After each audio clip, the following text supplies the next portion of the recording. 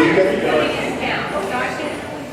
and the Mukilteo Chamber of Commerce, I want to welcome you to tonight's mayoral debate. I'm Frank Foster, your moderator for the evening. The objective for the evening is to improve public knowledge in upcoming issues pertaining to Mukilteo from the two candidates for mayor. This is an information forum and does not represent the opinion of either sponsoring organization. And I would like to take this opportunity to thank the Mukilteo Beacon and the Mukilteo Chamber of Commerce for planning and organizing tonight's event. Please give them a round of applause.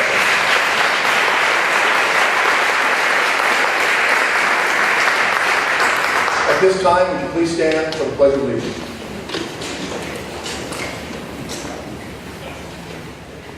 I pledge allegiance to the flag of the United States of America and to the republic for which it stands, one nation, under God, indivisible, with liberty and justice for all.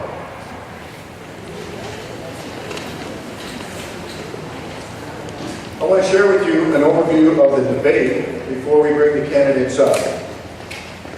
During the debate, we ask that you exercise respect for each other and the candidates by refraining from comments or outbursts, and please hold your applause until the end of the debate. If you fail to abide by these requests, and I know this is not going to occur, but if you do, we will ask you to please leave the room.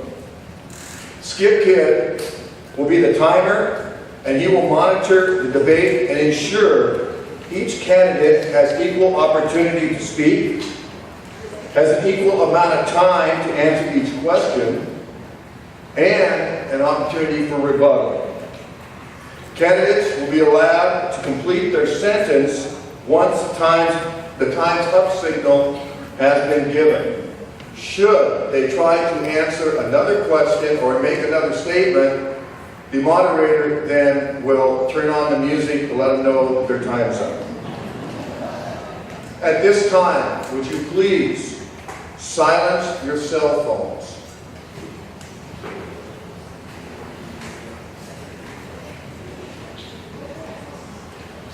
Nothing is more frustrating for a candidate during their presentation than to hear the 1812 overture go off.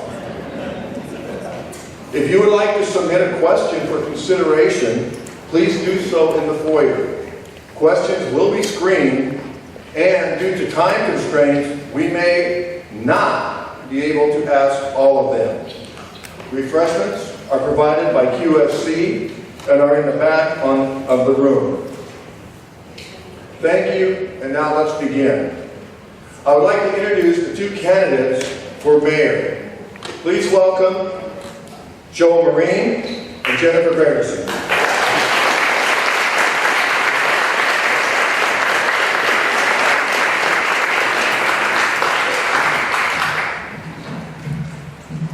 Earlier, a coin toss was held to determine the first speaker, and Ms. Gregerson won the toss.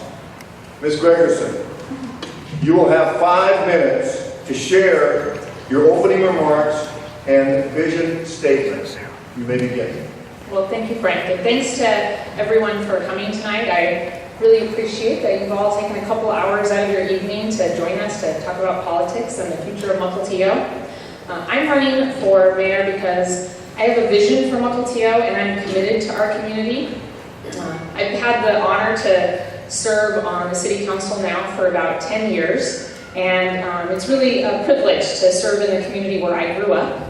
I went to Kamiak High School and graduated there, and I went to NYU for my undergraduate. I went to New York for college, but after that I moved back to Mukilteo because this is the place where I wanted to make my home. A couple years ago, I went back to school and to the UW and earned my master's degree in city planning. And the value of that higher education to me is that it's allowed me to become a better leader. And I think it has taught me ways of thinking differently, and ways of thinking differently about how we should govern our city and lead our city. I think that there are changes that we need in City Hall.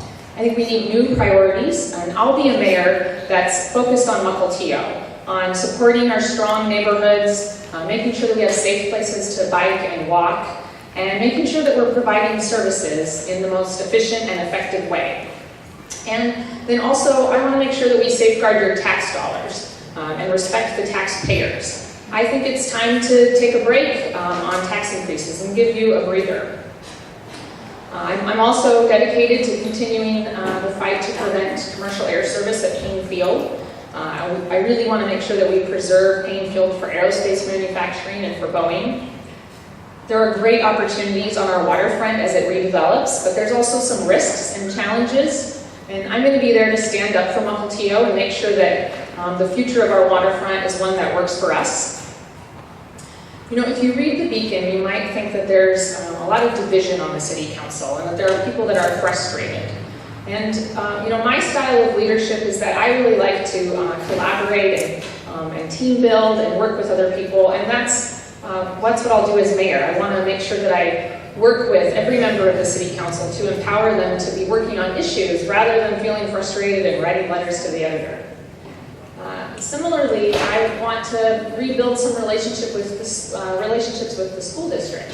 I think that the schools are one of the most important parts of Mukilteo. They're an important part of our quality of life. They're one of the reasons why people move to Mukilteo. And I want to rebuild those connections and make sure that we're working together and supporting each other. I think there's some opportunities. For instance, I'd like us to look at using the school facilities for our parks and recreation, using the ball fields or the Kamiak pool. I think there's some opportunities there where we can collaborate and work together. I'm committed to preserving Japanese Gulch, and my vision for the Gulch is that the trails that already exist there are even further developed, that you might be able to go visit the community garden and watch a soccer or lacrosse match at some ball fields that are there, and then take a hike down through the Gulch and really appreciate that treasure that we have in our community. My vision doesn't include a highway down the Gulch. It's really about the recreational opportunities that are there. I'm a small business owner in my day job. I've done that for about 12 years, and I work with schools and school districts. I manage contracts with them. I have the opportunity to work with high school and middle school students and mentor them and come into the classroom as a business professional. And mine is a small business, and I think that small businesses are really the backbone of our community, and as mayor, I'll do all that I can to support them. I think that the vision that I've described that you'll hear more about tonight is really an integral reason to why I'm running for mayor. There are changes that I want to make, and I want to make those through collaboration. I talked about collaborating with the council, but I also want to work with our city staff, with everyone in the community, our citizens, and find ways to empower everyone to work for the betterment of the city and for our community. I can make the difficult decisions to keep our city moving forward, and I look forward to the next couple of hours, and I hope that you'll learn a little bit more about me and that you'll decide to vote for Jennifer Gregerson for mayor of Mukilteo. Thank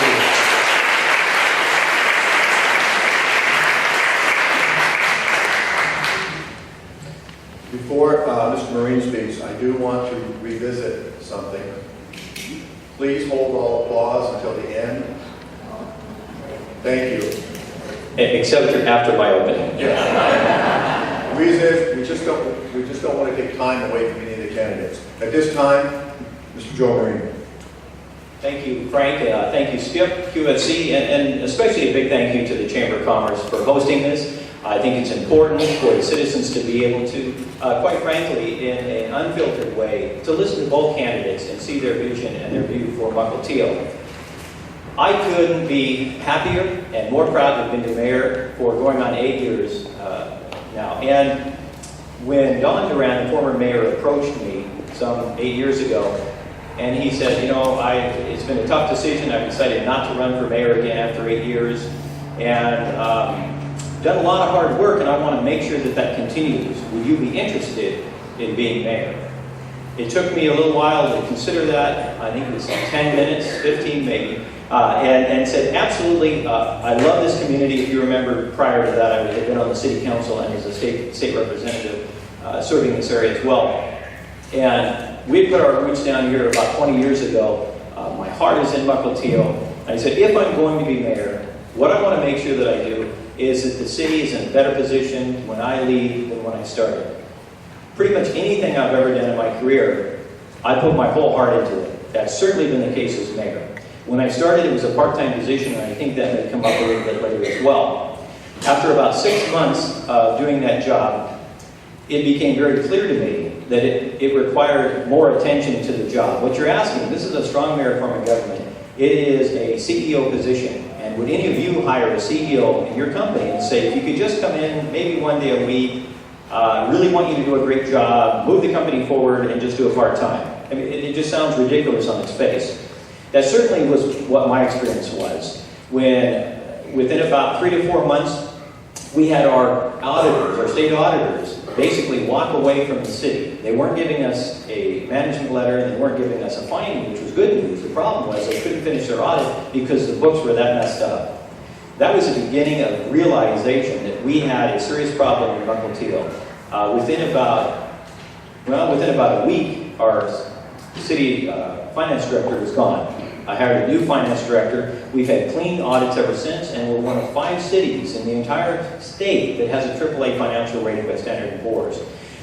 That is taking a problem, fixing it, and moving the city forward. We had an issue with our city administrator. I said, well, when are staff meetings? Well, yeah, they're Tuesdays at 8 in the morning, but you probably shouldn't come because the staff's not going to be sure who they should listen to. I said, okay, great. So every Tuesday I've been there. To be a good mayor of the city, you have to understand the city. You cannot take it from somebody else's viewpoint. So again, it became very clear. So I worked for about 1.5 years as a full-time mayor on that part-time paid position. And again, I think that discussion will come up a little bit later. But what I decided is there were a number of issues in the city that we were going to tackle, that we were going to take on. You are sitting in one of them tonight. As anybody who's lived here for any length of time knows how long this community discussed, are we going to renovate the old Rose Hill Community Center, or are we going to build a new facility? We sent that to the voters with the information on both. You voted about 52% for a new facility. We went forward and we did it. We have an absolutely beautiful community center that you're enjoying this evening. I'm really enjoying the view out here this evening as well. So that was one of the issues I said, I'm going to make sure resolved. Whichever the community wanted to do, we will get done. We also were renting a city hall, leasing it. It was, keep in mind, this was a temporary location for about 18 years. And the staff was subject to no air conditioning. It was about 90 degrees there in the summer, and it was extremely cold in the winter. It's a warehouse. I said, we need to make a decision to move that forward. We brought back options for the council. There were about 5 different options that they looked at. We chose a site, we built a new city hall, and it is been serving us well. How can we tell our citizens, you know, this is a wonderful community, we want you to put down roots, but the city's just going to keep renting for a while and see if we want to stay here. So that was another issue that I wanted to move forward. As your state representative, I was able to get the park transferred from the state over to the city. The actual transfer happened in about 2003. 2006, when I came on as mayor, we started going for grants. We did a master plan on that. We're about 2/3 of the way done with an absolutely beautiful waterfront park. One of the other things we'll be talking about this evening, on October 18th, just happens to be Senator Murray coming out. It'll be in this facility at 10 in the morning. We are going to be congratulating and welcoming the transfer of this property from the Air Force over to the Port of Everett. And that's something that they've been working on for about 2 decades. And we'll talk about that more tonight. And I'm very happy to be your mayor. Thank you, Mr. Marine.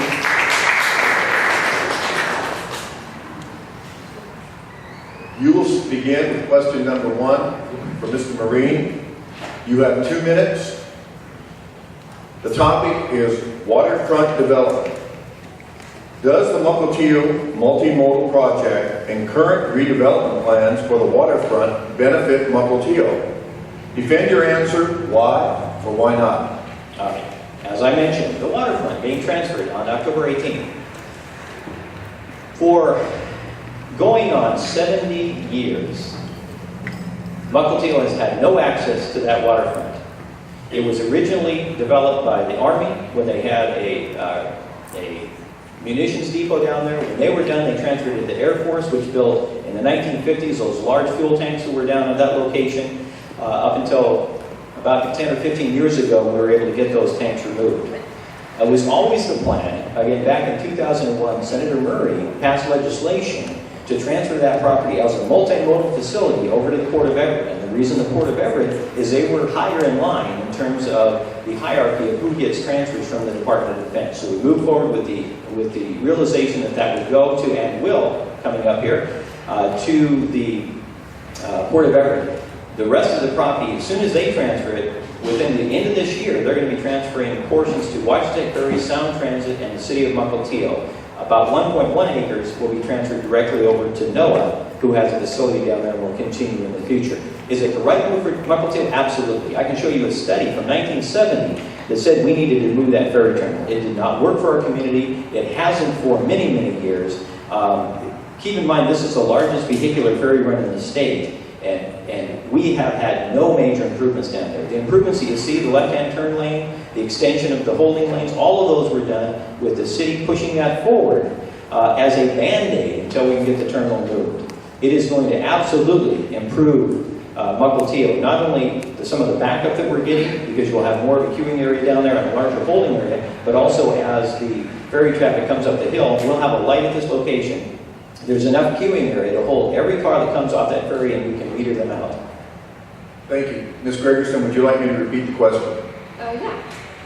Does the Mukilteo multimodal project and current redevelopment plans for the waterfront benefit Mukilteo? Defend your answer, why or why not. You've got 2 minutes. Thank you. I think it can be beneficial. We know that the ferry terminal will move. The state's signaled that that's what their plan is.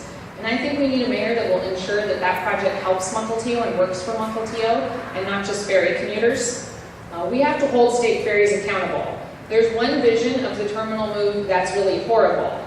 A big parking lot with lots of traffic that won't fit into our waterfront. I think people are worried about that.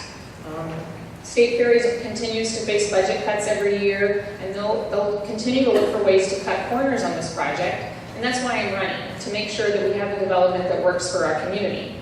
The terminal will have to be fenced. So how is it screened? What's it like to walk by the terminal? Are there street trees and landscaping? What kind of fences put up? Is it a safe place to walk by? Is it a pleasant place? It really should be. We're lucky that our state representative, Mark Elias, has kept a close eye on this, and I'm proud that he's endorsed me. And I will tell you that I'll use that relationship that we have to make sure that he knows that we have to have a terminal and a project that work for Mukilteo. I'll stand up for Mukilteo through that process and what is best for our community. At the end of the tank farm property right now is Edgewater Beach. And it's really a tragedy that we don't have access to it. It's a wonderful complement to Lighthouse Park, which is usually full of activity and energy. And Edgewater Beach is a really peaceful and quiet place. If I'm mayor next year, I'll make sure that there's nothing that stops the Port of Everett from putting in the access so that Mukilteans can get down to that part of our tank farm as the rest of it is redeveloped in the next 5 years or so. Thank you. Mr. Marine, you have a 1-minute rebuttal. A lot of rebuttal, I guess, just what continuation. I've been, for the last 6 years, on a working group that meets once a month, and that's Washington State Ferry, Sound Transit, the Air Force, as well as even represented from Whidbey Island. And this has been a top priority project in getting that moved. I couldn't be more happy that we're actually getting the property transferred over. We are working with the port. There will be interim access on that. There will also be access to move our ferry commuter parking over to that location and get them out of Lighthouse Park. But the first thing is getting that transferred. That's taken a number of years. If anybody's worked with the Department of Defense, the federal government, you probably know maybe why it takes quite so long. You have an opportunity to see that waterfront develop in our lifetime. Again, for 70 years, we've had no access to that. There's exciting times ahead as we watch that get redeveloped. Ms. Gregerson, you have 1-minute rebuttal.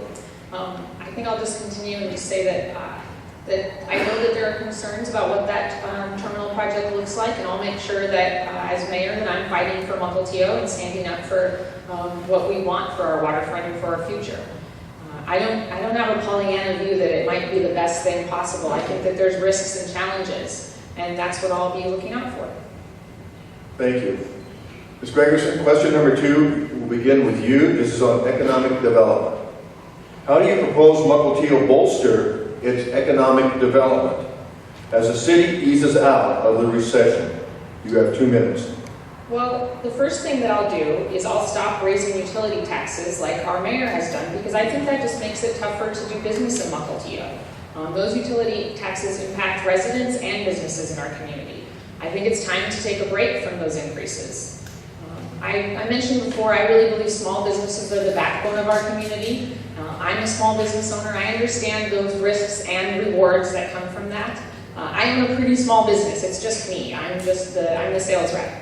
I've looked into hiring help though, hiring an employee. And if I hired even one person, I would have to pay a higher business license fee. I think that makes it harder to even create one job, to hire one employee, and I think that sends the wrong message to our businesses. I'd like to reform the business license fee structure.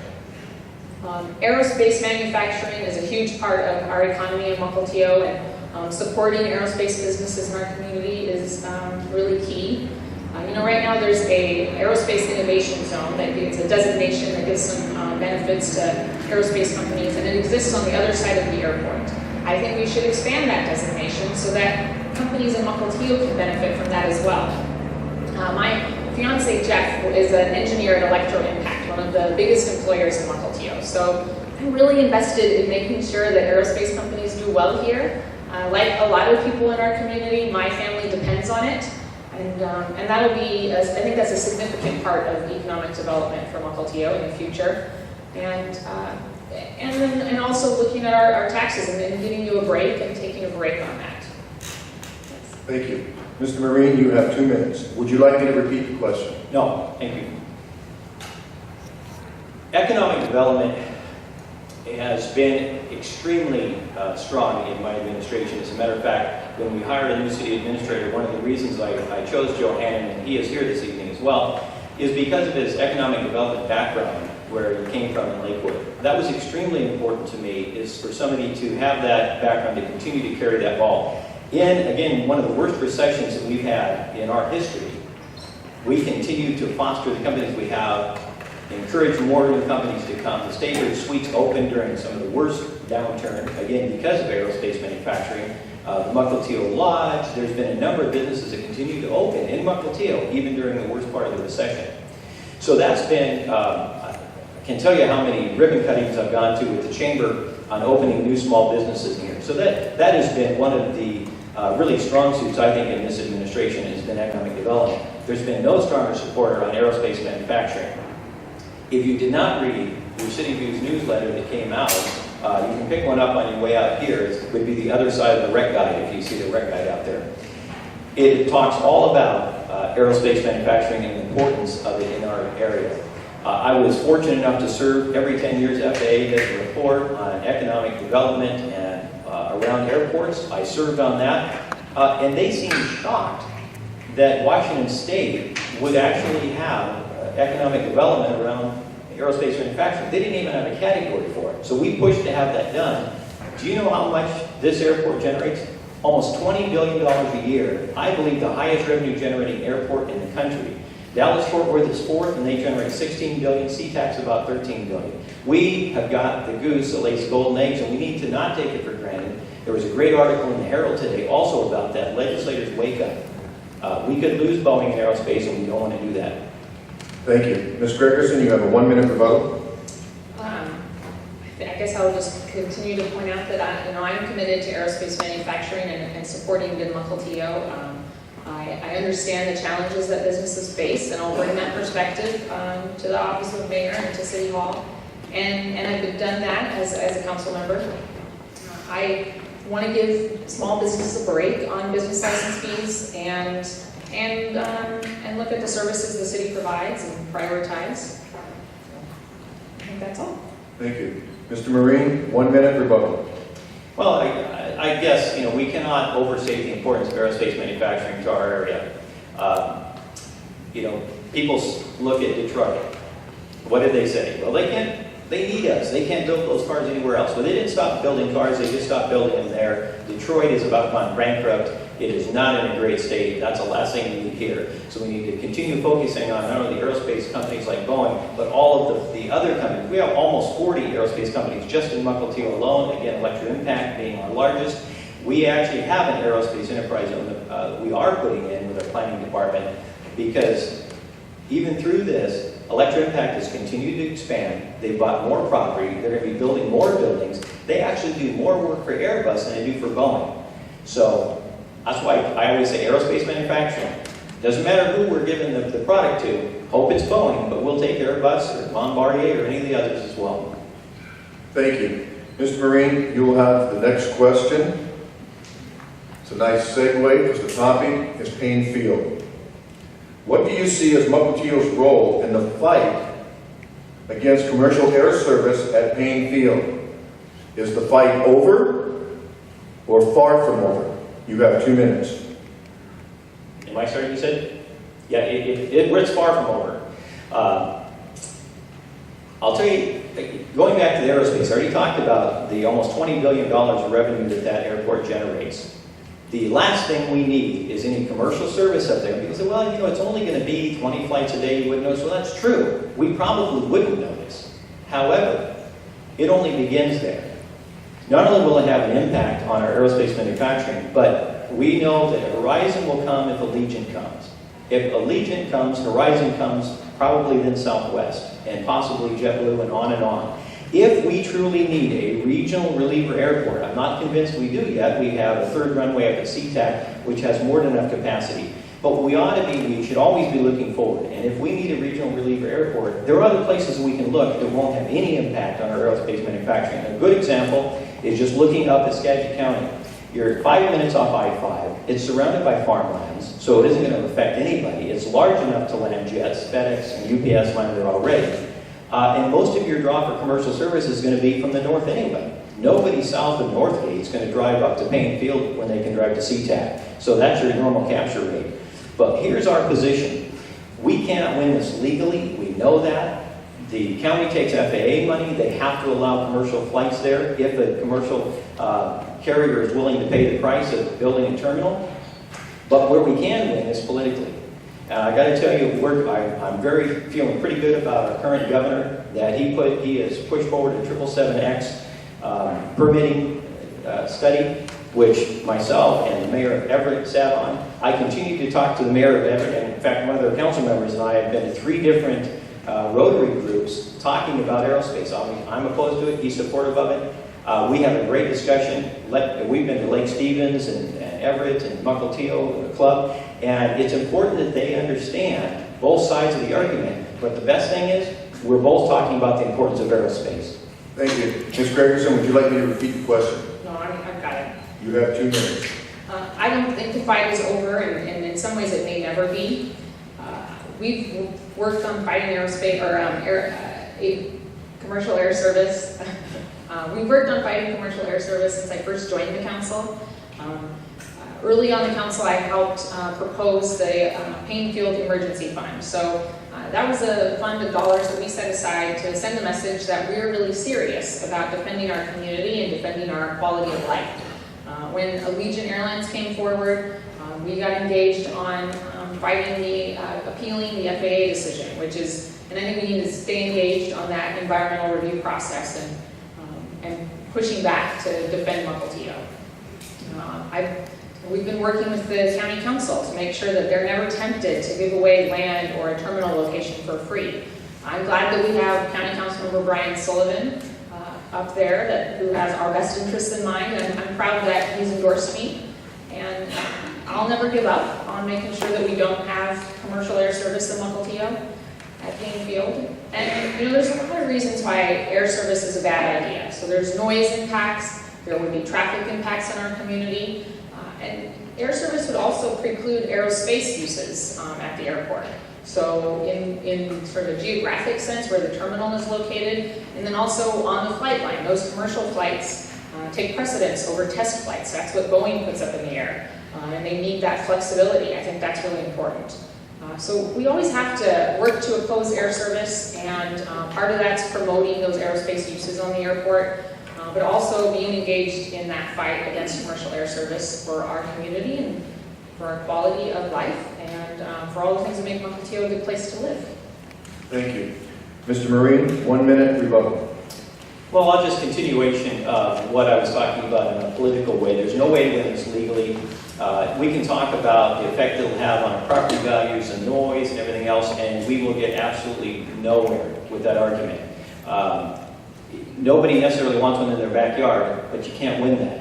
The only way we win this is, again, this is an airport of national significance. There is no larger revenue-generating airport. What we need is congressional action that will give us an exemption. It's already been done once. In Colorado, at Centennial Airport, they can accept FAA money. They don't have to allow commercial flights because they have 250,000 or more flights of general aviation, the small Cessnas and stuff.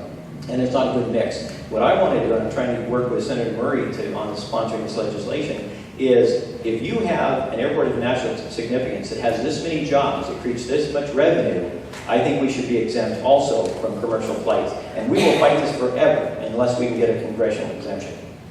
Thank you. Ms. Gregerson, question number 4, we'll begin with you.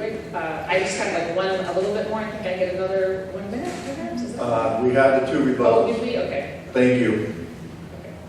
Question number 4, have to keep them in mind. Did I miss that? My apology. Can't read my own writing. Yes, you do have a 1 minute rebuttal. Well, I just wanted Thank to you. continue that. I think it's really important to stay engaged in that legal fight, and that environmental process is set up to help communities work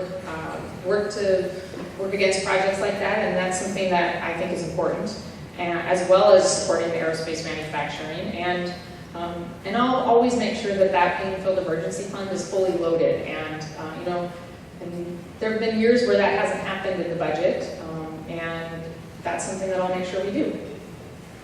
Thank you, Ms. Gregerson. My apology for that oversight. I think the crowd has now calmed down. Question number 4 will begin with you. The topic is Japanese Gulch. How do you propose the city pay for the last undeveloped 98 acres of Japanese Gulch, which has been estimated to cost $6.3 million? You have 2 minutes.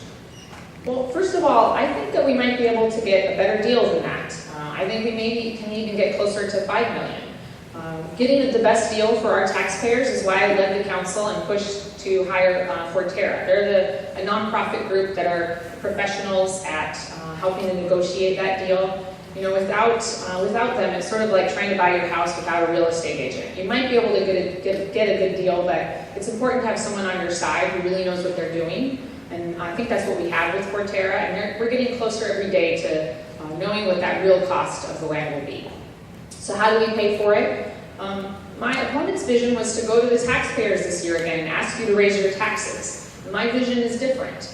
We've received a lot of grants, especially this year and in previous years. We have $2.5 million. Part of that is thanks to County Council member Brian Sullivan that we've received from the county. We have $1 million from the state. State Representatives Mark Elias and Mary Helen Roberts have helped secure that, and I'm proud that they both endorsed me for mayor. But that doesn't get us all the way there. We still have to close the gap with city dollars. So I have a plan.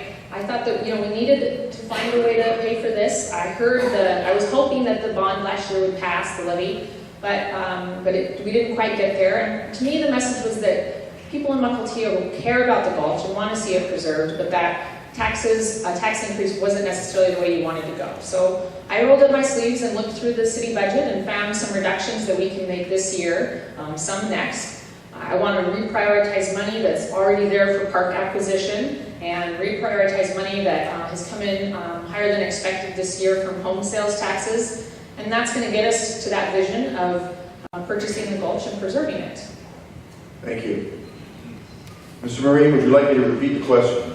No, I think it was funding on Japanese Gulch. You have 2 minutes. 2 minutes. Well, at the time that we needed to make, or the council needed to make a decision on going to the ballot, we didn't know if we were going to get the $2.5 million grant from the county. I'm happy to say that we did get it. That's wonderful. Had we not, I'm not sure how we have gotten there, because a $3 million lift out of the budget is pretty tough without asking the voters. And I don't think you can ever really go wrong with asking the voters whether to raise their taxes or not, especially on something that's a nice to have. Japanese Gulch is important to us, but we do not need it to run the city. It's something I honestly believe you need to go and ask the citizens if you're going to spend upwards of $3 million to purchase property. Having said that, we've been very fortunate to get grants, and that's important as well, because we've gotten a lot of grief from people who may be opposed to it, saying, that property you're purchasing is not in Mukilteo. We need more of a reach. Why are the people of Mukilteo, the citizens, spending all our tax dollars to acquire it? Well, the great news is we're not. We've got $1 million from the state a couple of years ago. We got another $1 million this year. Thank you, Representative Elias, as well, since you're here. The $2.5 million we received from the Conservation Futures, as well as the $800,000 we've gotten over the last 2 years. That gets us to $4.3 million. Depending on what the price is, and I think that Jennifer is correct in saying that I believe we can get that property for less than certainly what they're asking for it. We're not sure how many people, we don't know of any others that are out there getting it. We know that there's a timeline that they have to, because it's in a public trust and they're under a court order that it has to be sold. We are going to have an appraisal coming out before the end of this month. We'll make an offer. We'll go to the council, make an offer to the seller, and we'll know exactly what's needed. Whatever we need will probably be somewhere less than $1 million. And we're looking through the budget as I'm going through the budget process right now, and I think we will certainly be able to find that because of that grant money that we've received. Thank you. Ms. Gregerson, 1 minute rebuttal. So I talked a lot about my plan to purchase the Gulch, and maybe I should just take you back and explain why I think that's so important. My vision of trails, some ball fields. You know, Mukilteo kids right now often have to go to Mill Creek or Shoreline to practice on soccer or lacrosse or baseball fields, and I think that they should have opportunities to do that inside our city, inside our community. And there's some opportunity at the top of the Gulch at land that we already own, and purchasing the last 100 acres that's there and that's at risk of commercial and industrial development is important to connect those ball fields, the community garden that exists now with the dog park, and I think it can serve as an alternative to traveling through our community to the Speedway. Speedway isn't a very safe place to walk. If you could get from the top of 76 down to the waterfront on some quiet trails, I think that'd be a much better plan for that, and that's why I think it's so important. It's such an important opportunity to preserve Japanese Gulch for those uses. Thank you. Mr. Marine, 1 minute rebuttal. Well, absolutely. I think that Japanese Gulch is something we will look back on future generations and say, they got it right. I think a lot of people take it for granted now because it's been trees, it's trees now, and they don't realize it until some industrial development got in there, and then they look back and say, what did we do or what didn't we do that we should have done? And so the fact that we've come together as a region and funded that, I think we can move forward extremely proud that we have received so much money. I can tell, it shows you the importance of it, not only the state, but the county, coupled together with the city to preserve that property. We will look back at this decision as one that was definitely the right decision to make. Thank you. Mr. Marine, we'll start with you on the next. Either rebuttal. You rebuttal, and he rebuttal. I had you for a minute, I had Mr. Marine for a minute. Now we'll move to the next question. You're right. I talked about my vision. Yes, thank you. They weren't talking at the time, so I knew I was wrong. Thank you. That's another rebuttal. Boom. Now I can wipe my brow. Okay. As you can tell, this is a well-rehearsed debate. Mr. Marine, next question. The topic, tax issues.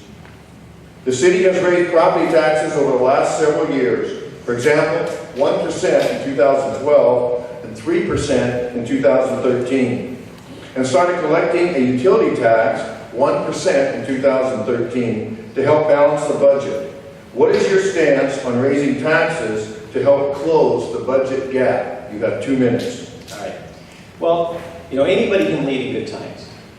I can tell you it takes a whole different leader to be able to lead when we've gone through the worst recession that we've had in our history.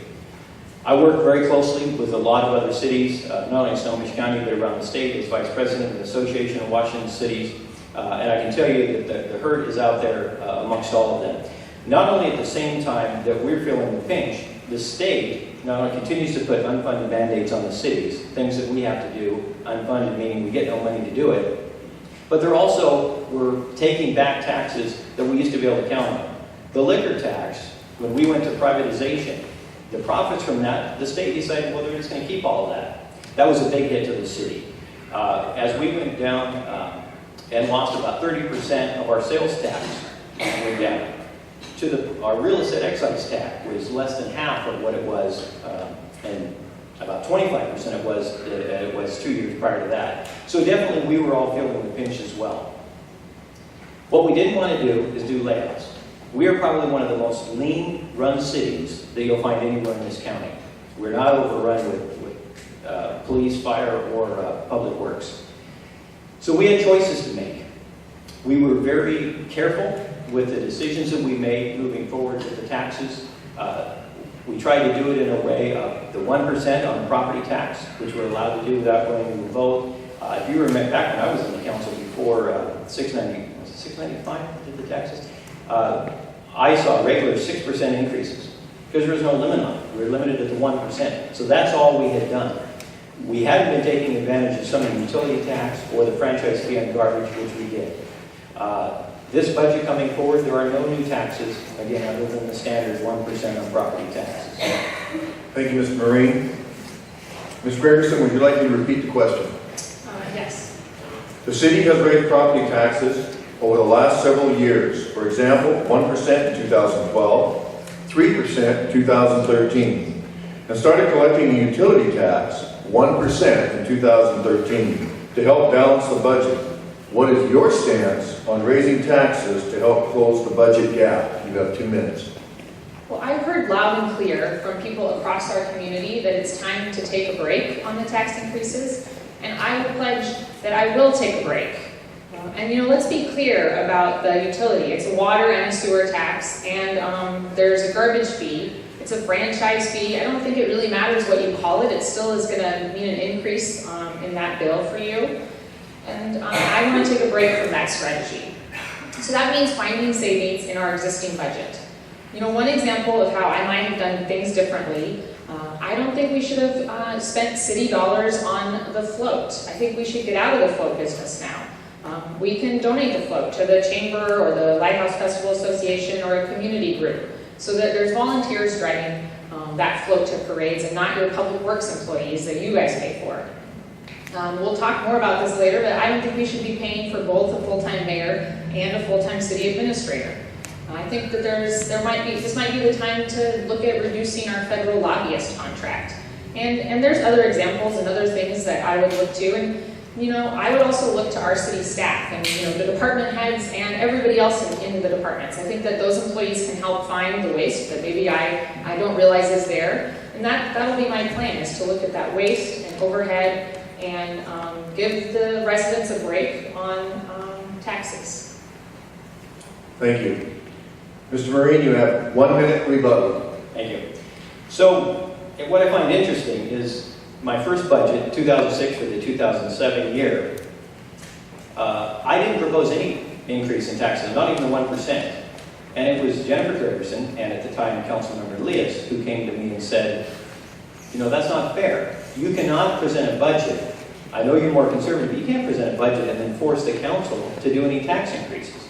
I said, okay, well, I didn't think we needed a tax increase at the time. Again, the economy was zipping along well.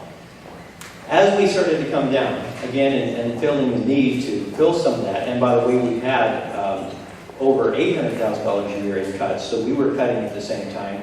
But what I find interesting, and it's great that you found religion now, but during that whole time, the council, not only did you vote for every one of those tax increases, you made the motion on most of them. So, now that the economy's coming back to meet us, there's really not much of a need for any tax increases. All of a sudden, we're not going to raise any taxes. You're right. I'm not going to propose any tax increases. Thank you. Ms. Gregerson, 1 minute rebuttal. Well, I haven't hid from the fact that I voted for some of your tax increases over the years. But I've been to thousands of doors in Mukilteo, and I've talked to thousands of people, and I've really heard that that's the step that you want us to take. And I think I'm in a position to have an open mind and a different perspective to find things to cut in the city budget. I'll cut the cell phone plan for the mayor. I don't think that you guys need to pay for my cell phone out. I can use the mayor's salary for that. And I might cut some of the mayor's travel budget as well. I wouldn't spend money on things like a $20,000 video to promote the city. I'm ready to make some hard decisions and to look closely into the details, and that's my plan. Thank you. We'll begin the next question with you, Ms. Gregerson. And it's a topic that's been bantered around tonight, full-time mayor. Does Mukilteo need a full-time mayor and a full-time city administrator? Why or why not? You have 2 minutes. No, I don't think we need both a full-time mayor and a full-time city administrator. I think $250,000 is too much to spend on both of those positions. I think if you look around at the other cities in our region, you'll see some other examples. So, the city of Edmonds has a full-time mayor, but no full-time city administrator. The city of Linwood has a full-time mayor, but not a full-time city administrator. The city of Everett has a full-time mayor, but not a city administrator. So I wonder what makes Mukilteo so special that we need to have both.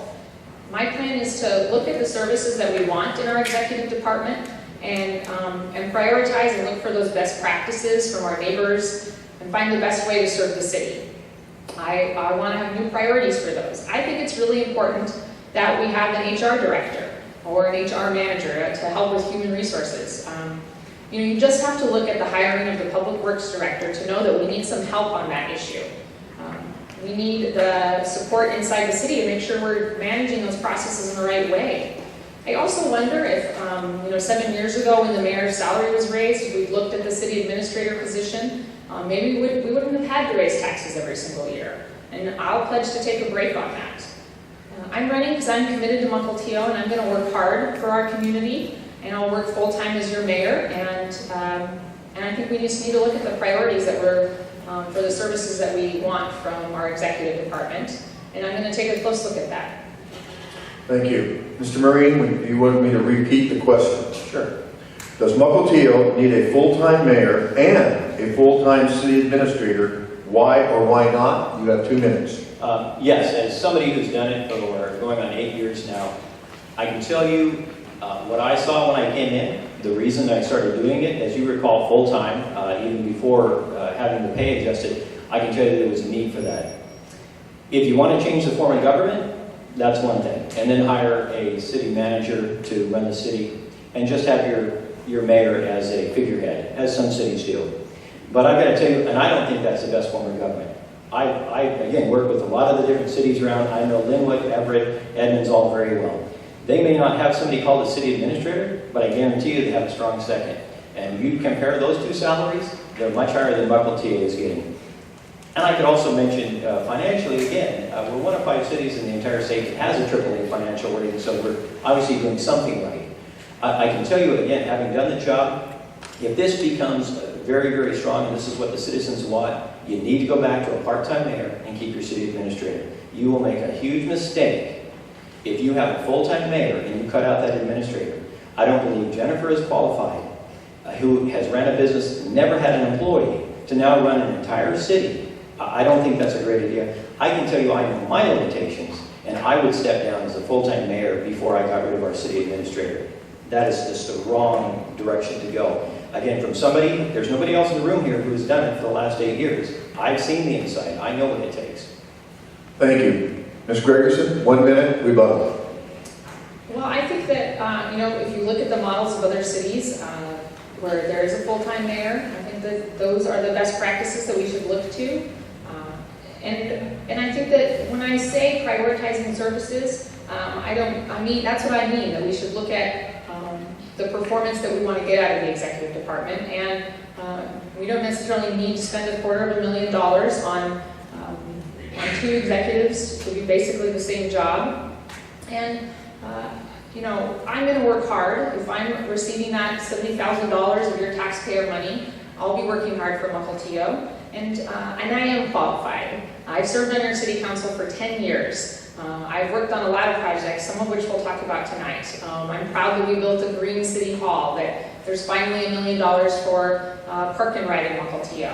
And those are experiences of working hard for you that I will bring into the mayor's office. Thank you. Mr. Marine, 1 minute rebuttal. Well, I think there's a lot of examples of people who have been on the legislative side that have not been very good executives. Our last county executive is probably a good example. The former mayor of Edmonds. Just because you've been, I can tell you how to have been a council member and an executive, they're two entirely different positions.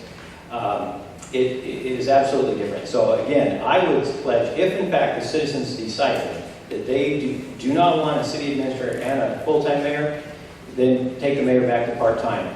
I think my record has proven what can be done when you have a full-time mayor who's dedicated to moving the city forward. If they spend all of their time, the day-to-day running the city, they're not spending a whole lot out here working regionally or locally on some of these other things and moving us forward. I think I've certainly proven the direction that you can take and what you can get done when you go in there and you do the job full-time.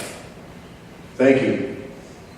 Next question, we'll begin with you, Mr. Marine. The topic, build out. Mukilteo is nearly built out, with less than 5% of land left to build homes in the city. What do you propose the city do with the developable land it has left? You have 2 minutes. Well, it isn't so much what the city's going to do with the developable land. We don't own it. We have zones, we have codes that the developers need to go forward. If it's residential, it'll be houses. If it's commercial, it'll be that. So, I mean, it's an interesting question. What would the city do with it?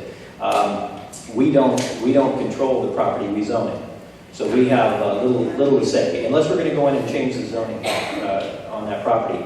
There's very little left, as you already said, about 5%. We know up by Staybridge Suites in Sector 3 that area is going to be commercial. That's what you'll see. We've got a few spots left of residential, some of that being developed currently. Over by Travis Industry, there's another large parcel that will be, I hope, aerospace industrial. So that's exactly what you're going to see, and the city will work with those developers to make sure that they do it according to our codes in the zone. Thank you. Ms. Gregerson, would you like me to repeat the question? No, I'm good, thank you. You have 2 minutes.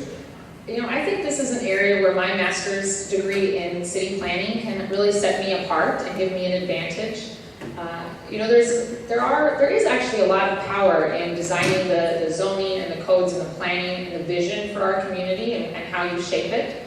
So, one example that I think is a really vibrant and great community builder is the idea of mixed-use residential, so where you can blend retail, office, and homes. If you look at Bellaterra and the Village Center, that's a good example of that. People can live and work in the same place, or go to Tairama, just down the block from their home. And there's another example on Harbor Point Boulevard, where Wine 101 and the Burger Place are. That's a situation where a little bit of commercial can come in, and it's really kind of an old concept, making your community like a village, where you have accessible places you can easily walk to those services, and I think it creates a stronger community. So I think we should do more of that. There's a big opportunity at 84th Street. There's a lot of vacant land between 84th and 88th. And in the distant future, some of those low-scale commercial places, those are going to redevelop too. And we should look at what's really an old kind of concept, but that can be really innovative to create vibrant communities. I also think we can do common sense things. So we should look at lowering the permit fee for a mother-in-law unit. Those can help people stay in your community by getting that extra income from having a rental, and it also allows people to have affordable places so that they can move into Mukilteo. I think that the $2,500 permit fee is a big obstacle to that, and I'd look at changing that. So, just looking at an innovative vision, and I'm proud of my degree from the University of Washington. It's something that I'll use to help make sure that we've got a great planning director with a great vision for our future. Thank you. Mr. Marine, 1 minute rebuttal. Thank you. Well, I would suggest, I talked about the development. We probably have more of an opportunity as there is redeveloped. And if we were going to make any changes, that would certainly be the time to do that as well. Unfortunately, it sounds like you want to be the mayor, the city administrator, and the city planner as well. You're going to be extremely busy. I appreciate your background in planning, but all of what you talked about is already done. There's a reason we have the village center, because we already have in place the mixed use. We have the waterfront development mixed use, which is down there. Also on what you're referred to between 84th and 88th, that's already zoned as mixed use as well. So ultimately, the market will bear that out. As you've seen, there wasn't a lot of development over the last 6 years. It's starting to come back around again because it all is market dependent. Thank you. Ms. Gregerson, 1 minute rebuttal. Well, I think I would just kind of harken back to my vision for the community, and I think having a vision for our planning and our future of our community doesn't mean I want to do the job. It just means that I have guidance that I will provide to our staff, and make sure that the employees in the city know that that's what we're working towards. A vision of strong neighborhoods, safe places to bike and walk, and I think that there is a great mixed-use code in our waterfront, and I studied that a lot, actually, one of my projects in school, and I think that there's ways that we can look at that could make it work better for Mukilteo and for what we would like to see on our waterfront. Thank you. Ms. Gregerson, this question will begin with you. Topic, City Council. If elected, how will you ensure collaboration with the City Council, new and veteran members, as at least one new council member will be added to the mix? You have 2 minutes. Well, one thing that I know I won't do is I won't publicly criticize council members when I disagree with them. I think, there are at least 2 council members who feel often like their issues are dismissed and they're ignored. And I really think the job of the mayor is to build consensus. I don't want to pick winners and losers or friends and enemies, and I really want to empower the council to work on the issues that they're excited about and work on the city and move us forward together and to find common ground. One way that I want to build that is to invite each council member to meet with me monthly to help build those relationships. I'm not going to just say I have an open door. I want to invite the council in through that and to make sure they know what's going on in the city and that I know what they're interested in, what they want to work on. I know there still will be council members with whom I disagree, and that's just where I will work extra hard to make sure that to find places where we do agree and places where we can find successes together. One example is I worked with Councilmember Stoltz to help get, and County Councilmember Brian Sullivan to get $1 million in the state budget for a park and ride. We pushed hard and we got it to the top of the list, and that's something that hadn't happened for years. Nearly every city in Snohomish County has a park and ride already, and that was something that Councilmember Stoltz and I know the rest of the council really thought was important, and I found a way to work with them to make that happen, and I think that's a good example of how we can find successes together and engage every single one of the council members to make sure that they're working hard for the city to help make good things happen and not feeling frustrated and writing letters to the editor. Thank you. Mr. Marine, would you like me to repeat the question? No, I think I understand it. You have 2 minutes. Oh, if I could control what people write in the Beacon. Yeah, that is not, and quite frankly, you can't control what other people say or what they write. What you can do is control how you react to it. I have never written any negative response in the paper to any of those. I have a lot of people ask me, well, why don't you respond? It doesn't do our community any good to have the back and forth. The time for the back and forth and the discussion is at the council meeting. Unfortunately, I tried to get that particular council member to not. He was writing in the Beacon long before he was on the council. And I suggested to him that now he's part of a body. You will win some arguments and you will lose some. And it's how you react when you don't get your way, when your vote doesn't go, that makes you a good council member and somebody to be able to work with. I have no problem working with a majority of the council. As a matter of fact, just the fact that I was president of Snohomish County Cities for 2 different years. I'm on my 2nd year as chairman of Community Transit. I'm the current vice president of Association of Washington Cities. When I work with a group, obviously it shows that I can work together and I show some leadership. I get along fine in the council. I don't get to vote. They can have the discussion back and forth, and at the end of the day, they decide on the policies of the city. It's only my job to implement those. So if we have a council member who writes in the paper that they think they were right and the rest of the council was wrong, or that the administration's wrong, they certainly have the right to do that. I don't think it makes for a good working relationship for them, and I would encourage them not to do that. But I certainly can't make them stop doing that. Thank you. Ms. Gregerson, 1 minute rebuttal. You know, part of my leadership style is collaborating with other people and team building, and that's just going to be a hallmark of how I'll work as mayor. It's true that I work with all the city council now, and I know we'll disagree sometimes, and that everybody has the right to express their opinions in the Beacon, but I want to make sure that I'm always looking for ways to find successes and find ways to move forward with every council member. I've worked hard on that on the council, and I'll continue to do that as mayor. And, you know, there's a lot more people here than we usually see at a city council meeting, so I know probably most of you haven't made it there.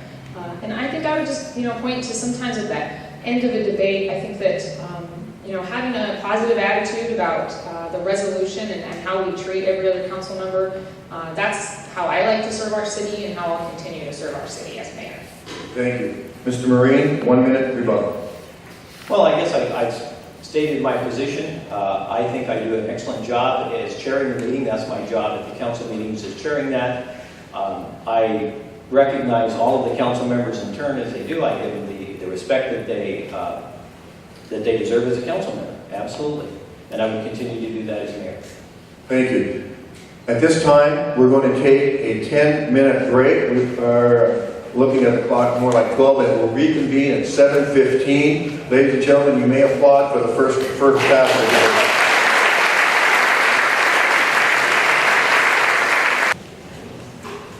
Mr. Marine, you will get the first question.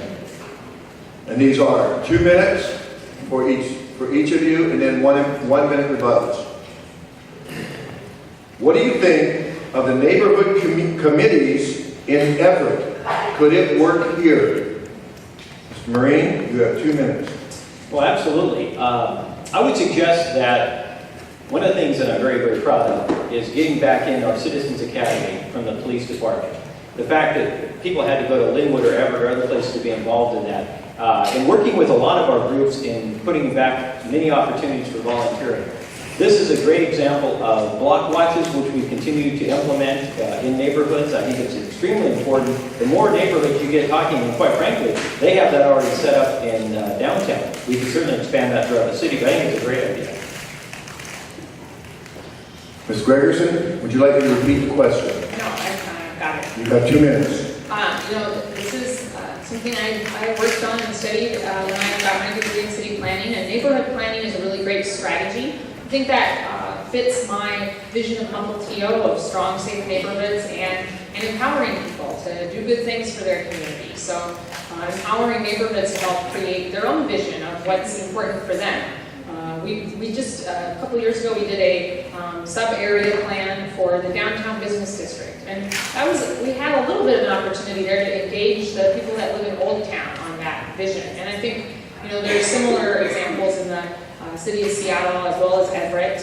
And empowering people to work on their vision for their neighborhood, I think is a really great way to move forward. We've seen good improvements in communities when neighbors have gotten energized and excited. We worked on the 92nd Street sidewalk that kind of became more of a walkway that fit the vision of that neighborhood a little bit better. And having the structure and the support for that within city government, it really ties into my vision of strong neighborhoods and an empowered community.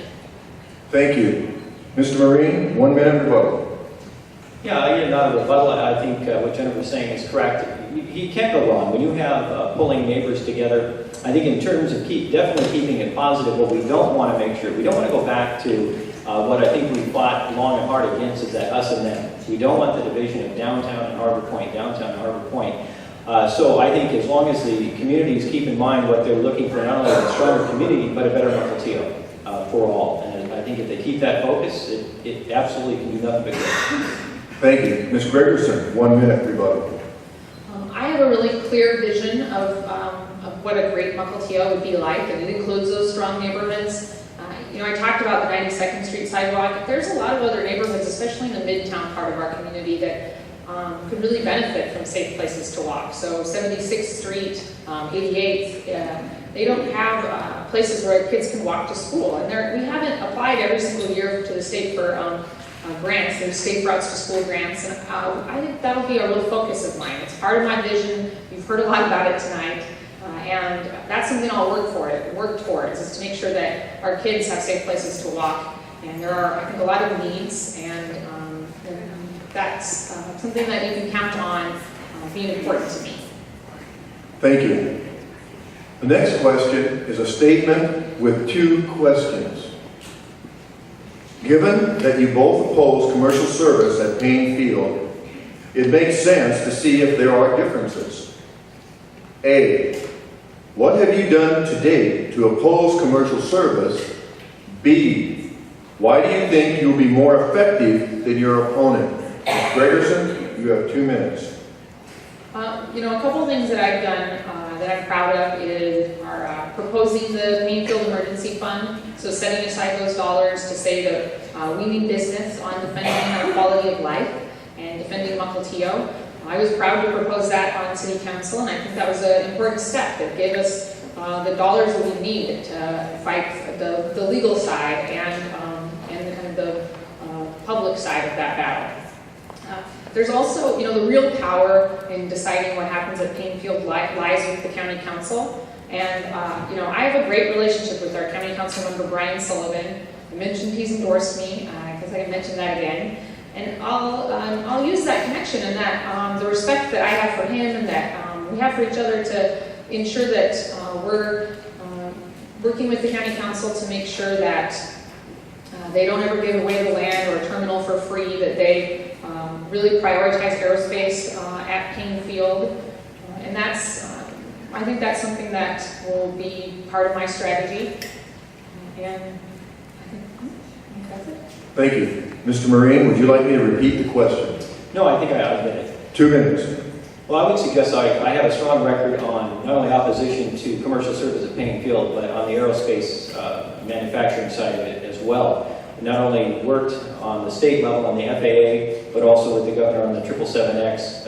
I've been an outspoken advocate for many, many years. In fact, we had our 3rd annual that we pulled all of our aerospace companies in the city, and we pulled those together. Not only talking about how can we help them, but we bring in strong advocates for them as well, like Senator Shin, AJAC, which is the Aerospace Joint Apprenticeship Commission. And we bring in Snohomish County Economic Alliance. As a matter of fact, I'm proud. Just tonight I was told I was endorsed by the Business Association of Snohomish County. But I think a strong leadership in really we have got to get behind, and I don't know why it's taken so long for our region to get behind aerospace and understanding the importance of that. It isn't until the last year you've actually started reading that. It's the only way, that is the only way we can win this fight on commercial service. We can put $1 million into our legal defense fund. We can't win that. The only way is, again, working with Congress, getting an exception to that rule to where we can and have accepted FAA money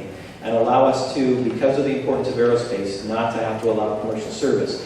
Because I'll tell you right now, and I talked to a couple of county council members today that I serve on the board of community transit with, and they're still in negotiations with Allegiant and Horizon. The only thing that's holding Allegiant out is they don't want to pay for the terminal. If you have an airline that's willing to pay, it will be here as soon as they can build one. We can only win this politically. Thank you. Ms. Gregerson, 1 minute rebuttal. Promoting aerospace and engaging in a political battle is important, but also so is actively fighting commercial air service. And I think we really have to actively oppose air service. That legal battle it has a lot of value. That environmental review process is set up for communities to defend themselves and to defend their quality of life. And I don't think it should be dismissed. The National Environmental Policy Act is written for communities to defend themselves in these big projects, and I understand that, and we have to stay engaged on that front as well. Thank you. Mr. Marine, 1 minute rebuttal. Well, I would just say, we can spend a lot of money fighting that. The best we can hope for, and the reason we are, is it gives us delay. It gives us some time to continue to work the political front, and we can possibly get some mitigation out of it. But it's been very clear in the past Nobody has been successful in keeping out commercial service on a legal. It just doesn't happen. So we really need to continue to show people the importance of aerospace, not only for our region, but for the state and for this country. It is, again, the highest revenue-generating airport in the world. The more our governor knows that, the more our senator knows that, and it's going to take Senator Murray to fight that fight for us and get that exemption. Because I'll tell you what, Everett believes that we can have commercial service and that it won't affect aerospace. I don't believe that's the case, and boy, I'd hate to be proven wrong on that. What we don't want to have is commercial service come in and go, oh, I guess you were right. I don't want that. I don't think any of us do. Thank you. Next question will begin with you, Mr. Marine. Given the success of Mukilteo Community Garden for 5 years, what is your vision for the future, given that they are situated on city property? You have 2 minutes. Well, we were very happy, actually with Johanna and myself, that sat down with Lois Brown, and we also, really with the group there that wanted a community garden, and we offered that to them and said, well, we have this land, it would be perfect, we think, for a community garden, and you guys got behind us on that, and I was surprised at how quickly that took off. Lynette Gardner sitting in the front row with Lois, what did that take? Within 6 months, I think we were breaking ground, and had, within 3 months, and that thing has taken off, and I hesitate to say has bloomed. If you've been down there lately, what was this last year? How many pounds? The moderator has to interject here. Oh, I can't ask questions. Thank you very much. I'm just asking the experts who spend all the time down there volunteering their time. But the amount of the amount of food that we've been able to get out of that garden and to give to people in the food bank has been tremendous. So as far as I'm concerned, they're as long as they'd like to be. Thank you. Ms. Gregerson, would you like me to repeat the question? No, that's fine. Okay. You have 2 minutes. Thank you. The community garden really fits into my vision for Japanese Gulch. I think it's an amazing amenity in our community. It's wonderful to have the opportunity for people who don't have yards to have a place in the community to grow their own fresh food, fresh fruits and vegetables, and then there's an opportunity to give back to the food bank in Mukilteo, which is really important and maybe an unseen part of our community. There's more and more families that through the recession are closer and closer to needing to go to that food bank, and I think it's really important that we have the community garden that helps donate to that, as well as other methods where we donate to the food bank. I think they're taking donations even for the food bank tonight, so if you haven't done that, you should give them a couple dollars perhaps before you leave. So I love the community garden. I think it really fits with my vision for Japanese Gulch, and I hope that it stays there for many years to come. Thank you. Mr. Marine, 1 minute rebuttal. Unless you want to move to the next question. I don't think there's much to rebut here. Ms. Gregerson, 1 minute rebuttal. That's fine. All right. Ms. Gregerson, the next question will begin with you. Please state your understanding of our city's current spending priorities and what changes in priorities you might like to make and why. You have 2 minutes. I've talked a little bit about some of the priorities that I see. I think that I want to make sure that we first and foremost focus on public safety. I'm proud to have the endorsement of our firefighters. I think that their endorsement says that they value the relationship and the communication that we have. And I know that they appreciate that I have a regional view on our fire service, and I'm open-minded at looking at all the opportunities that we might have for potentially regionalizing fire service, for working with our neighbors to make sure that we can provide the most effective service, most efficient, and perhaps better service, or perhaps save money. And so public safety is definitely a top priority, and I want to look at waste and overhead, and really look at the some metrics for what we want, what services and what we want to get out of our city. So in the executive department, I want to make sure we have an HR director. I think our employees deserve that, And I think the city deserves it too, so that you know that we don't have illegal risks because we're not handling hiring practices the right way, or that we're getting embarrassing headlines in the newspaper. I wasn't happy about that. I'm on council right now, and I'm a member of our community, and I don't want those kind of things to happen in Mukilteo, no matter which position I hold. You know, looking at the priorities for services is important, and you know, human resource management is something that I think it really should change and is a need, and that I would do differently. And I think that covers it, perhaps. Thank you. Mr. Marine, would you like me to repeat the question? No, I think I understand. You have 2 minutes. Well, I would suggest that we have been extremely efficient over the years. As I mentioned, we had cut over $800,000 in our budget when the times were lean. We have not put that back in. We've tried to look for ways to be as efficient as possible with your tax dollars and yet still have a very well-run city.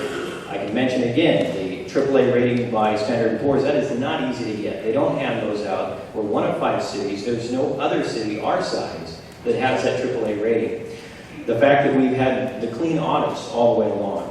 In fact, one of the auditors for the state lives in our community, which is kind of nice, and he had mentioned to me if the state was run the way the city is, we would have a lot less problems. So I think we've done an excellent job. You can always look at ways, for example, the HR director that we're looking at right now, our executive assistant, the way the city have done it over the years, had done the HR along with our legal team, which is done by, we contracted out with Dr. Murphy Wallace. And they worked very well in it for the HR. Well, now she is retired. We're looking at a new executive assistant, and this is the absolute proper time. Does it make sense now to have a new full-time HR director? Do we contract some of that out? We could still contract out the legal. So we're looking at that. I have interviews for an executive assistant tomorrow and also on Monday. I think I've 10 interviews. We had over 116 applications. I know that we will have a very good executive assistant. But this is absolutely the time to be looking at the HR position and to see what makes sense going forward, which we'll do. Thank you. Ms. Gregerson, 1 minute rebuttal. You know, for a long time, the mayor's secretary did human resources work as part of her job. And I don't think you can say that it's worked well when you look at the missteps in the hiring of our public works director. We're lucky that it looks like he's working out, but there were a lot of questions, you know, that came out before when his name was presented to the council, and some of those were because I did a Google search, and that was the extent, really, of the background check that we had done. And I don't think you can say that's working well. And so, you know, that's, I think we need different priorities for that, and we need a change in that area, and I have a different vision for that. Thank you. Mr. Marine, 1 minute rebuttal. Well, it obviously worked out fine. He's still there. He's doing a great job. There was nothing in his background that would have turned him away. Again, he's done a great job. To a person, every place that we had called, his previous employers, said we would take him back in a heartbeat. He was an excellent employee. And so what I would change about it is we do background checks, full background checks on our city administrator, on our police chief, on our fire chief. I would do them now on every director, and that's certainly a change that I would make. But it isn't that we hired the wrong guy and it's cost us all this trouble. He's actually been an extremely good hire. Thank you. Our next question will begin with you, Mr. Marine. It reads as follows. I would like each candidate to clarify their position on the use of chip seal in the residential neighborhoods of Mukilteo. Mr. Marine, you have 2 minutes. Yeah. We are in our 7th year of doing chip seal throughout the community and a way of maintaining our roads. It is something that we, 7 years ago, we brought to council. We have 60 miles of road. By chip sealing, maintains that road. It's about a fifth of the cost of doing a full grind and overlay. What we knew is that there is no way, I think, frankly, we cannot cut your budget, not raise taxes, grind and overlay your way to fixing your roads. You can't do it. As a matter of fact, a lot of cities have looked at us, and cities like Shoreline and others that are not like terrorists have used, are using the chip seal as a way of maintaining your roads.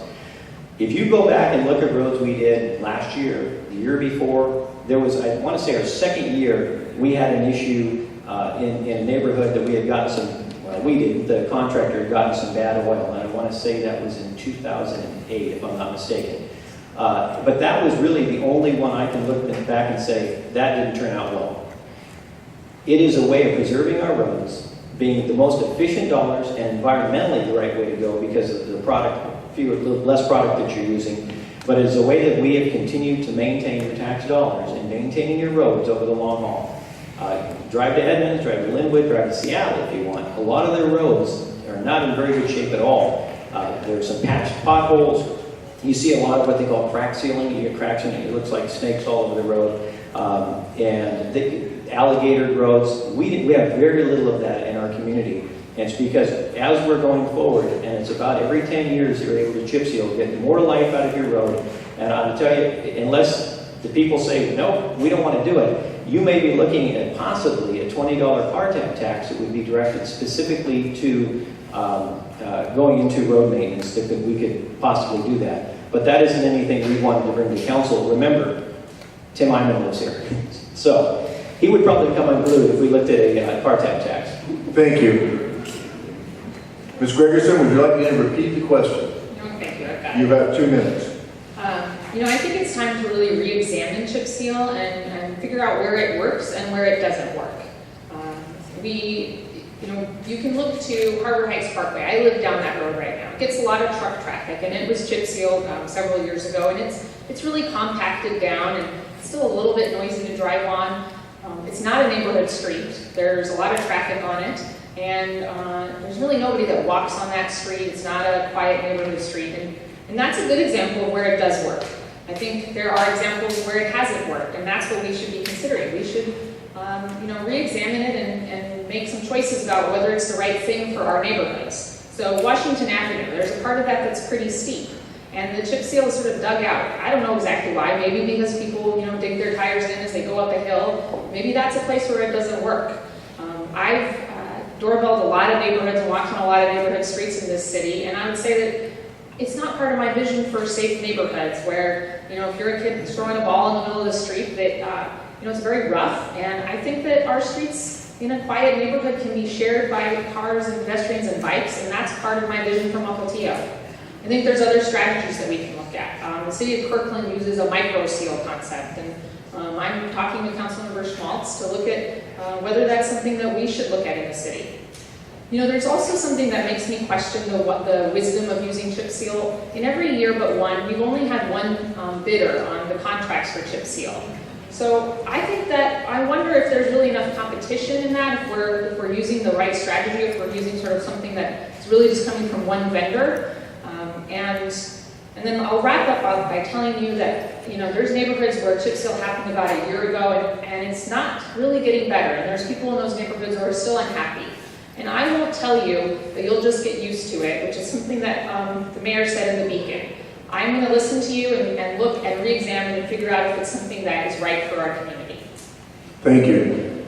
Mr. Marine, 1 minute rebuttal. Well, actually, the Doolittle Construction, who has done our chip sealing since we began, has not been the only bidder. They're the lowest bidder, and that's what we have to take when we're looking. We have to take the lowest responsible bidder, but they haven't been the only one. In terms of should we continue it, that's going to be up to council. Again, we brought it to them in the first place. I still stand behind it. I think it's the right thing to do fiscally and otherwise. Are there certain areas that we shouldn't do? Absolutely. We found out after the first year, we don't do the end of cul-de-sacs because of the garbage trucks that turn around, dig out the cul-de-sac, so we don't put it there. And it doesn't get a whole lot of traffic at the end of the cul-de-sac anyway. We don't do the bike lanes. So we always try to do it in a way that works. If there are neighborhoods it doesn't work in, that's fine. But I can tell you it's been very successful over the years. We double chip sealed 5th Street 2 years ago. You drive it, it's in great shape. If you remember what 5th Street looked like before we did it, it was a huge difference now. But I got to tell you, if the citizens decide they don't want to do it, that's fine. We'll just have to find other ways to be able to do a full grind and overlay or have much worse streets for a longer period of time before you can cobble together the money to do it. Thank you. Ms. Gregerson, 1 minute rebuttal. I would encourage the audience and the mayor to look back at the council agendas. Doolittle has been the only bidder every single year except for 2009. And then, I've heard that people aren't satisfied with chip seal in their neighborhoods. Fifth Street is more of an arterial street to me, and so that's not what I'm talking about when I talk about quiet neighborhood streets. Those are the places where I question whether it's the right vision. And I'll also add that I'm not afraid of Tim Eyman, and that if the voters are interested in passing $20 car tabs to make sure that we have better streets in Mukilteo, then I think that's what we should take to Mukilteo. I've heard that people don't like chip seal, and you're right that there's other alternatives that cost more, and I think we should give Mukilteo a chance to tell us if that's something they want to invest in. Thank you. Ms. Gregerson, the next question will be start with you. Once Mukilteo purchases the gulch, how will the city pay for the improvements such as trails and ball fields, etc.? You have 2 minutes. I would really look to the active volunteer community that's right now fighting to preserve the gulch, the Japanese Gulch Group. They've got a wide network of people that are really engaged and working to help us purchase the gulch and make sure that we remember that there's people that really care about the gulch. And I would look to them to kind of transition to a different focus to helping us preserve Japanese Gulch. We've used volunteers successfully in a project in below 5th Street to get some trails in there. Councilmember Stoltz worked on that a lot and worked with our planning staff, and they put in a lot of hours to work with volunteers to make those trails happen. And I think that's a good model. It's true that that's a lot of acres of park space. We already have a lot of similar acres. So we, Big Gulch, other ravines in the community are already owned by the city. And so I would look to the energy that's behind that volunteer group to be the main way to make that happen. And I really want to bring ball fields to the community, but it is a longer term outlook, and we would probably have to go to the voters to find, make sure we have a funding mechanism for that. And I would look to my relationships with our state representatives to hopefully find state recreation grants that can help us make those projects happen. Thank you. Mr. Marine, would you like me to repeat the question? No. You have 2 minutes. Thank you. Well, I would suggest, it's really not a whole lot different, I think, than Jennifer's in terms of we are very fortunate to have a lot of volunteers in our community. The Japanese Gulch Group obviously would be the right one for that. There have been many people who enjoyed that property for many years, albeit possibly trespassing. But the trails they weren't put in there naturally. It was people who have done it over the years. In fact, there's a group of mountain bikers that have gone in there and done some stuff. All that the city needs to do is we need to go in there and make sure that in areas that there's something going through a wetland that night might need to be moved. We may need to put some bridges in, like it was done in the lower part of Japanese Gulch. So we just want to make sure that that's mapped and that any unsafe area is taken out. But beyond that, it's really going to be volunteer-based. When I came on as mayor, we didn't quite frankly have a lot of volunteerism. In fact, when I went to staff and talked about, I want to get more volunteer opportunities, I had a little bit of pushback. And they were saying, well, but volunteers sometimes, it takes a lot of staff time and working with them. We don't really save a lot of money necessarily. Well, I'm not looking to do it necessarily to save money. What volunteerism does is it connects that individual to their community, and there's no other way that you can connect your community than you can with volunteerism. And probably most of you in the room know that because probably a lot of you are volunteers. So we opened up many opportunities. We work with the Cub Scouts. In fact, there were a couple of them, I don't know if they're still here, that are here tonight. We work with the Eagle Scouts and projects doing that. We have Patricia Love in our office now that specifically handles all the volunteers. The LDS Church has been in their 3rd year of going out and doing projects. They've come back and said, we want to do it now more than once a year. We've got all of the trail maintenance. We've had groups like the Community Garden come out. We've given them that project. They've thrived with it. We had a group come and say, we need a dog park. I said, great. Let's give you a few opportunities. You may want to look at some places to do it. They did that. It was super successful. Sometimes you just need to get out of their way. Thank you. Ms. Gregerson, 1 minute to vote. I think I would just add that volunteers are part of the great community spirit that makes Mukilteo a great place to live.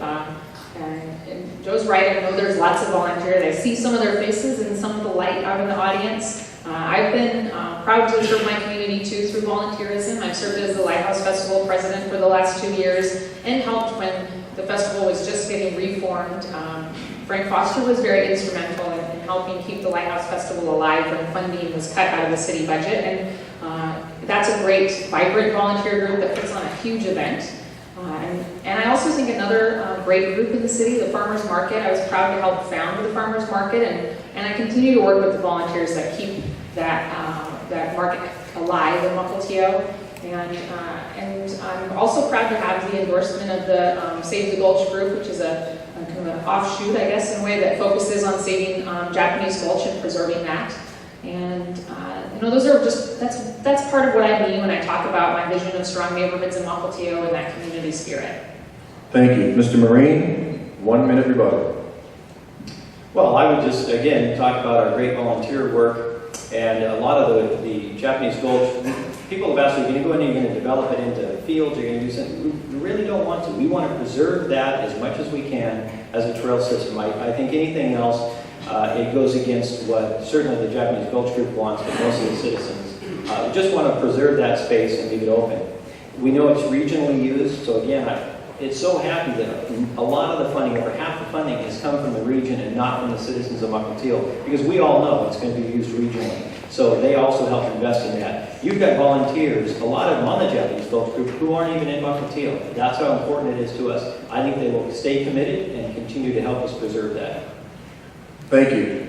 Candidates, we are now at the point in the debate where you will make your final closing comments. For the audience, there was 2 coin flips.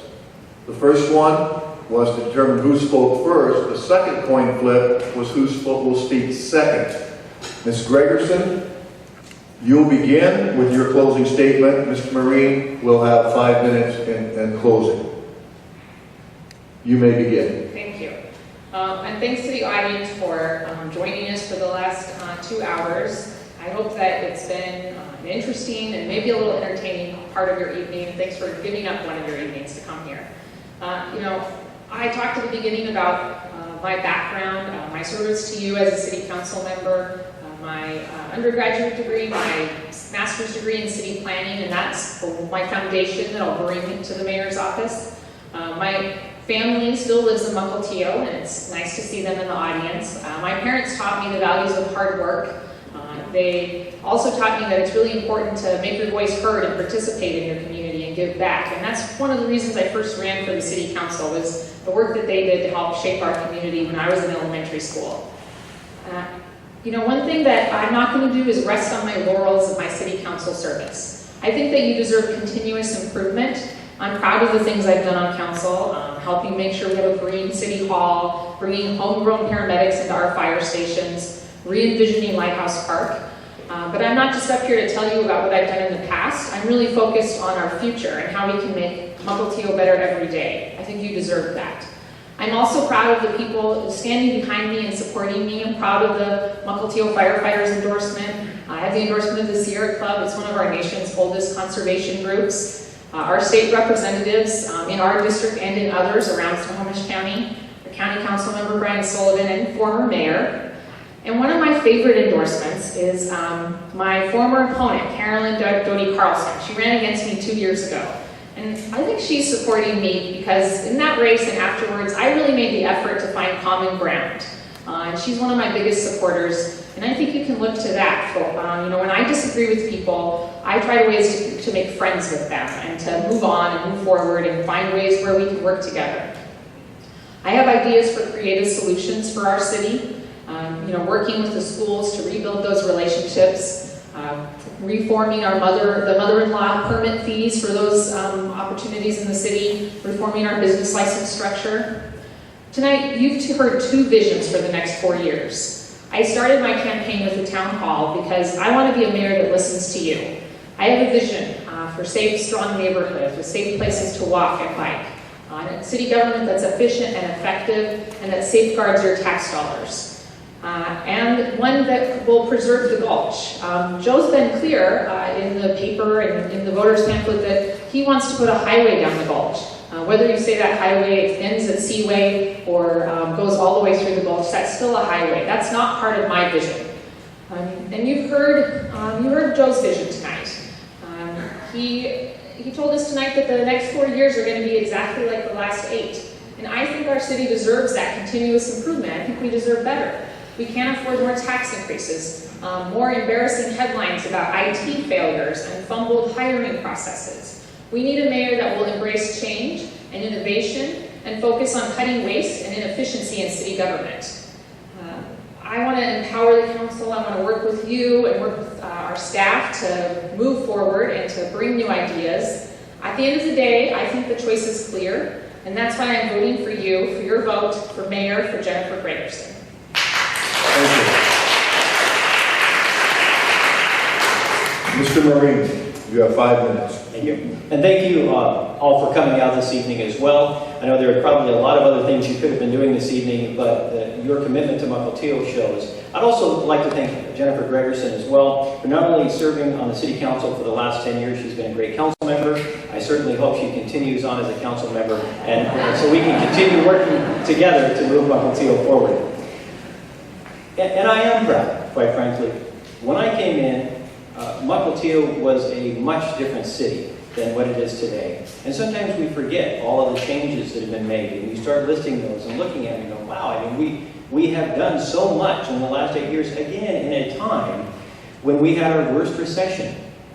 I have ably directed with our staff and the council, Mukilteo, to where it is today. Again, this beautiful room you're sitting in, the Lighthouse Park, we've gotten the transfer of the waterfront, you'll see that redeveloped. I'm certainly not sitting on my laurels. I haven't done it the first 8 years, and when I say you'll get more of the same, because I certainly wouldn't do it my next 4 years as well.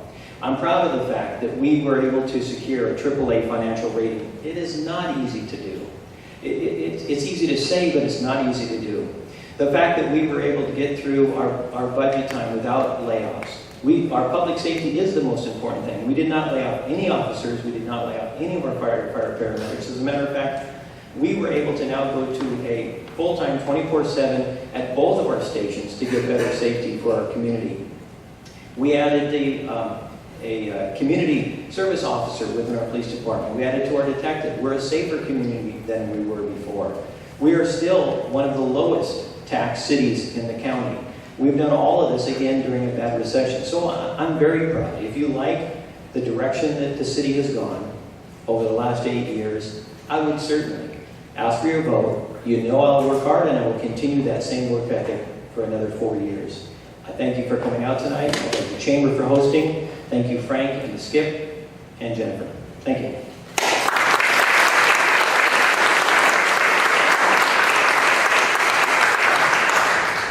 A reminder to join us on Wednesday, October 9th at 6 o'clock for the City Council debate right here at Rose Hill. On behalf of the Mukilteo Chamber of Commerce and the Mukilteo Beacon, I want to thank the candidates for participating in tonight's debate. Please give them another round of applause.